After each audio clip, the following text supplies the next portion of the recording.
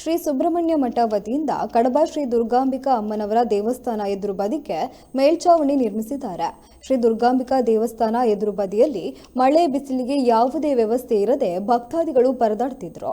ಮಾತ್ರವಲ್ಲದೆ ಶ್ರೀ ದೇವಸ್ಥಾನದಲ್ಲಿ ಏಕವಚನ ಕಾರ್ಯಕ್ರಮ ಮಾರ್ಚ್ ಮತ್ತು ಏಪ್ರಿಲ್ ತಿಂಗಳಲ್ಲಿ ನಡೆಯುವ ಕಾರಣ ಮಳೆಯಿಂದ ತೀರಾ ಸಮಸ್ಯೆ ಆಗ್ತಿತ್ತು. ಇದನ್ನು ಮನಗಂಡ ಆಡಳಿತ ಮಂಡಳಿ ಹಾಗೂ ಭಕ್ತರು ಶ್ರೀ ವಿದ್ಯಾಪ್ರಸನ್ನ ತೀರ್ಥ ಸ್ವಾಮೀಜಿ ಅವರಲ್ಲಿ ಕೇಳಿಕೊಂಡಾಗ ಸ್ವಾಮೀಜಿ ಅವರು ಶ್ರೀ ದೇವಳದ ಎದುರು ಭಾಗದಲ್ಲಿ ಮೇಲ್ಛಾವಣಿ ನಿರ್ಮಿಸಿಕೊಟ್ಟಿದ್ದಾರೆ.